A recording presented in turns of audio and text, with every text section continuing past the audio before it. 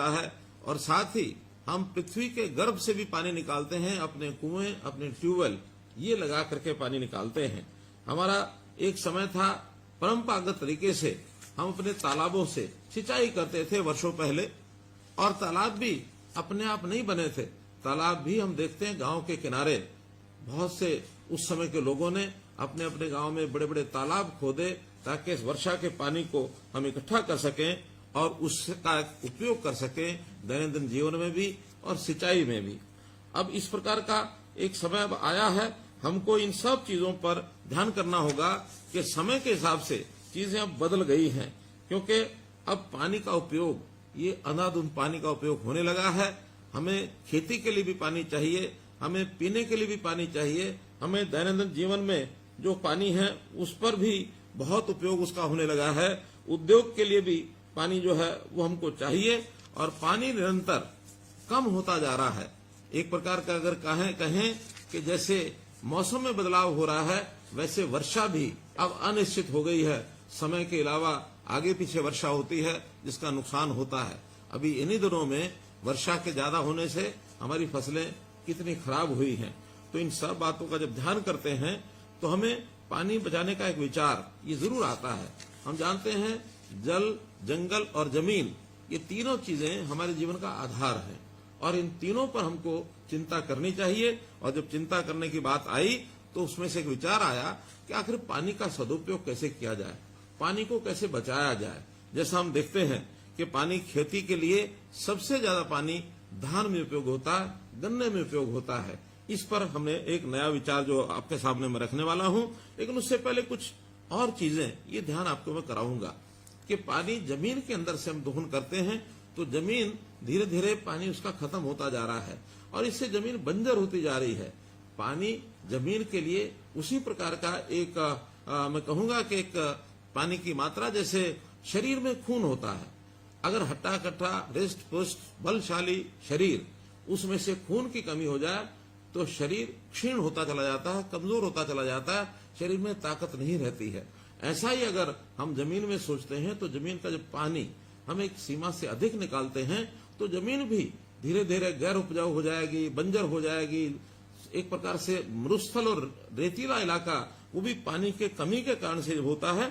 उसमें से ही ये सब विषय हमको ध्यान में आए कि हम पानी का किस प्रकार से उपयोग ठीक करें। और इसके लिए जब पानी की कमी महसूस हुई, पानी जमीन में बहुत नीचे जाने लगा, तो डार्क जोन का एरिया ये घोषित हुआ। सेंट्रल वाटर कमीशन, केंद्र का जल आयोग, उन्होंने भी हमारे प्रदेश के 36 ब्लॉक उनको डार्क जोन घोषित कर दिया है।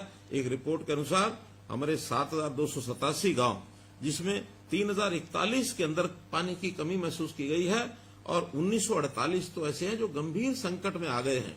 उन जगह पर तो पानी 30 मीटर से भी ज्यादा नीचे चला गया, अर्थात 100 फुट से भी ज्यादा।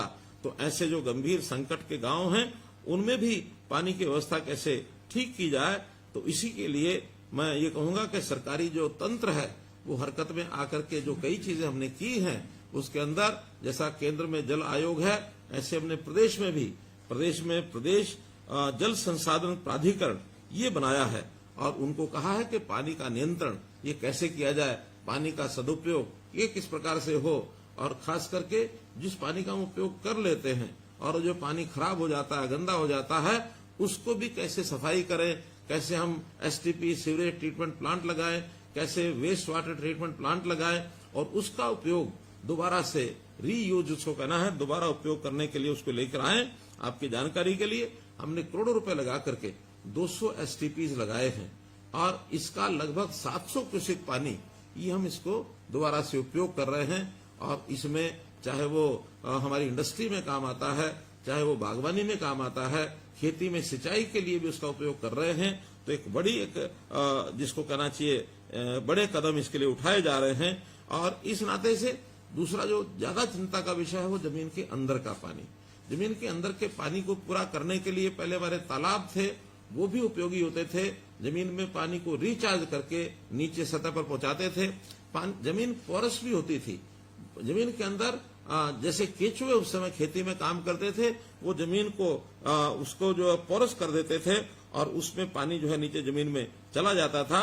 लेकिन अब हम देखते हैं जैसे केमिकल का जो खाद हमने उपयोग करना शुरू किया है, तब से मिट्टी की परतें, ऊपर की परतें, और वो सख्त होती जा रही हैं और वो ठोस हो गई हैं। सख्त होने से जमीन में वर्षा का पानी भी जो है वो रिसता नहीं है, तो उस रिसाव के ना होने के कारण से नीचे पानी नहीं जा रहा है। हमने इसके लिए कुछ प्रयोग करने शुरू किए हैं, जैसे रिचार्ज वेल, जैसे पानी जमीन के अंदर वर्षा के दिनों में कैसे जा सके, लगभग 1000 रिचार्ज वेल ये हमने बनाए हैं। इसी प्रकार नई झीलें और जो पुरानी झीलें हैं और तालाब हैं उनको साफ करने का काम, नई झीलें बनाने का काम ये हमने किया है। इसके लिए हरियाणा में तालाब प्राधिकरण ये भी हमने बनाया है। लगभग 8000 तालाब हैं, उसको कैसे स्वच्छ किया जाए, कैसे उसकी सुंदरता बढ़ाई जाए, कैसे उसके पानी का उपयोग माइक्रो इरिगेशन के नाते हम उपयोग कर सकते हैं। तो इस प्रकार से ये सारे कदम और हमने उठाने शुरू किए हैं। मित्रों, पानी जो है वो बचाना बहुत जरूरी है। जैसे बताया कि पानी के बिना जमीन सूनी हो जाएगी। हम हमेशा अपनी जमीन को बचाने का काम करते हैं, इकट्ठा करने का काम करते हैं, सपने लेते हैं कि हमारे बाद हमारे बच्चों के वो जमीन काम आएगी, वो जमीन हमारी जायदाद है और उस जमीन को हम अपनी विरासत मानते हैं। लेकिन भूलिए मत कि जमीन के साथ पानी ये भी हमारी विरासत है। अगर पानी के बिना जमीन हमने दी तो उसका कोई उपयोग नहीं हो पाएगा। इसलिए हमने इस कार्यक्रम को शुरू किया, जिसका नाम दिया हमने मेरा पानी मेरी विरासत। और मेरा पानी मेरी विरासत के अंतर्गत जो योजना बनाई गई वो यही बनाई गई है कि हम कैसे पानी का उपयोग, इसका प्रबंधन ये हम कैसे ठीक करें। और ठीक करने के लिए हमने जैसे कहा कि धान की खेती, ये धान ऐसी फसल है और गन्ना खास करके इस प्रकार की फसल है कि सबसे ज्यादा पानी धान में और गन्ने में लगता है। एक तो हमारे मित्र ऐसे हैं जो हमारे ध्यान में आए, उन्होंने अपने खाने में चावल खाना छोड़ दिया। और क्यों छोड़ा? वो कहते हैं कि 1 किलो चावल के उगाने में, उसको पैदा करने में 3000 लीटर पानी लगता है। कह लगे अगर मैं पाव भर भी यानी चावल अपने भोजन में खाऊंगा तो 750 लीटर पानी इसको मैं खराब करूंगा। तो इस प्रकार से एक संकल्प के नाते मैंने एक उदाहरण दिया है। लेकिन क्या हमारा किसान ये अपनी खेती में विविधीकरण करके अन्य फसलों का उपयोग यानी पैदावार करके क्या उसका पानी का बचाव नहीं कर सकता? निश्चित कर सकता है। जब बातचीत हुई तो हमारे किसानों ने कहा कि हमारी थोड़ी आमदन घटेगी। हमने कहा आमदन अगर घटेगी तो हम इस काम के लिए एक बहुत पवित्र कार्य है, हम स्टेट का जो बजट है वो भी इसमें लगा सकते हैं। आपको घाटा शायद पूरा तो ना भरपाई हो सके, लेकिन जो कारण है उसको यदि आप समझेंगे तो उसका कुछ थोड़ा मुआवजा हम भी देंगे। तो हमने 7,000 रुपया प्रति एकड़ ये मुआवजा शुरू किया आज से 2 साल पहले 2020 में। और मुझे बड़ी खुशी है कि आप सब लोग जो आज जुड़े हुए हैं, हजारों की संख्या में आज जो मेरे साथ किसान जुड़े हैं, जिनको मैंने हमारे क्रांति मित्र ये कहा है, जल क्रांति मित्र ये हैं, अमृत क्रांति मित्र हैं। आप सब लोगों ने उसमें सहयोग किया और मेरी जानकारी के हिसाब से 1,74,464 एकड़ पिछले 3 साल में, और इतनी जमीन पर चावल छोड़ करके और दूसरी फसलों के ऊपर आपने जो काम किया है, चाहे उसमें मक्का है, कपास है, बाजरा है, खरीफ की दालें हैं, खरीफ तिलहन है, सब्जियां हैं, चारा है, पॉपुलर सफेदा, ये भी हमने जोड़ दिया है। तो ऐसे लगातार हम तीनों वर्ष में जो रिजल्ट निकाल पाए, 1,74,000 और 464 एकड़ भूमि पर हमने अपनी बिजाई दूसरी फसलों को बो करके एक बहुत अच्छा काम किया है। और मैं चाहूंगा कि आपने जिन्होंने काम किया, ये एक पवित्र कार्य, पुण्य कार्य किया, अपनी अगली पीढ़ी के लिए किया। और इसमें लाभार्थी आप नहीं हैं, लाभार्थी तो सारा प्रदेश है। यानी हम कहेंगे कि हम लाभार्थी 7,000 रुपए के हैं, 7,000 रुपया तो केवल एक थोड़ी मात्रा में आपको जो आपको नुकसान होगा उसकी पूर्ति करने के लिए दिया। लाभ तो हमारी अगली पीढ़ी को हो रहा है, पूरे प्रदेश को हो रहा है। आप तो इसमें कर्म करने वाले कर्मार्थी बने हैं। कर्म करना ही हमारे लिए बहुत श्रेष्ठ जो काम है वही है। हम कर्म करते जाएं, फल तो जिसको लेना होगा हमें मिलेगा या किसी और को मिलेगा, इसकी चिंता नहीं करनी चाहिए। लेकिन निश्चित रूप से ये एक फलदायी कार्य है, इसको हमको अपने आप को भी करना है और बाकी लोगों को भी इसके लिए कराना है। और हमने तो यहां तक कहा कि अगर, क्योंकि हमारे किसान भाई जानते हैं कि 3, 4 साल, 5 साल के चक्र में 1 साल फसल न बोई जाए तो फसल की उपजाऊ जो शक्ति है वो बढ़ती है। आप अगर विविधीकरण से दूसरी फसल न भी बोएं, लेकिन धान की जगह की फसल को आप खाली भी रखते हैं तो जमीन का उपजाऊपन बढ़ेगा और उसके बदले में भी हम 7,000 रुपया ये आपको देने वाले हैं। एक दूसरा तरीका पानी को बचाने का हो सकता है डायरेक्ट सीडिंग, सीधी फसल की जो बिजाई है धान की, अगर वो करते हैं उससे भी हमारा पानी बचता है। इसके लिए भी हमने 4,000 रुपये प्रति एकड़ इसका जो अनुदान है ये दिया है। तो उस पर भी बहुत से जो हमारे बंधु हैं वो आ गए हैं और अब हम चाहते हैं कि हर गांव का पानी ये बचना चाहिए। सरकार के बहुत से ऐसे कार्यक्रम शुरू किए हैं जिससे जो बरसात के दिनों का पानी है वो हम तालाबों में उसको भेज सकें और जो हमारे तालाब जो नए हम बनाएंगे, झीलें बनाएंगे, उसके अंदर रख सकें, पानी का रिचार्जिंग कर सकें। हमने मसानी डैम में ये प्रयोग किया है कि वहां पानी लगातार बरसात का जाता है और फुटों फुट पानी वहां खड़ा रहता है। तो उसका परिणाम ये निकला है कि वहां रेवाड़ी जिले के आसपास लगभग 10 फुट पानी इसका जो लेवल है ये ऊंचा आया है। तो ऐसा काम हम अपने खेतों में रिचार्जिंग वेल लगा करके कर सकते हैं, या वहां पर हम माइक्रो इरिगेशन के लिए अपने कुछ जिसको कहना चाहिए पानी संग्रह करने के लिए छोटे रिजर्वायर बनवा सकते हैं। उसके लिए सरकार सब्सिडी देती है। हम माइक्रो इरिगेशन का अगर प्रयोग करते हैं तो सरकार उसके लिए भी 85% ये सब्सिडी देती है।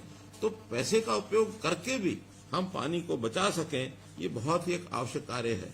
गांव-गांव में हमारे जल प्राधिकरण जो हमारा जल संसाधन प्राधिकरण है हरियाणा का, उन्होंने तो योजना बनाई है कि पहले ब्लॉक के हिसाब से हम डार्क जोन का मूल्यांकन करते थे, सेंट्रल वाटर कमीशन ये करके देता था। अब तो हम स्वयं हर गांव का ये मूल्यांकन करेंगे कि उस गांव का पानी 1 साल पहले कितना था और अब 1 साल के बाद ऊपर आया तो कितना आया। हर गांव के लिए पीजोमीटर इसकी हमने व्यवस्था की है। लगभग 1500 गांव में ये पीजोमीटर लग चुके हैं। अन्य गांव में भी अगले वर्षों में पीजोमीटर लगाए जाएंगे, खास करके जहां पानी का लेवल 100 फुट से ज्यादा नीचे चला गया है।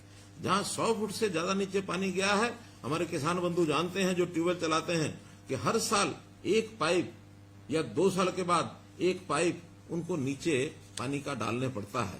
और पिछले 10 साल में तो लगातार हर वर्ष 1 मीटर पानी नीचे जा रहा है। ये बहुत एक खतरनाक ट्रेंड है, इसको हमको रोकना होगा और यदि इसको हम रोक लेंगे तो अगली पीढ़ी निश्चित रूप से हमको एक प्रकार से इस बात का श्रेय देगी कि हमारे पूर्वजों ने पानी की चिंता की है। हम जरूर इसकी चिंता करें और चिंता करते हुए इस संकट में हम कहीं किसी प्रकार से फंस ना जाएं।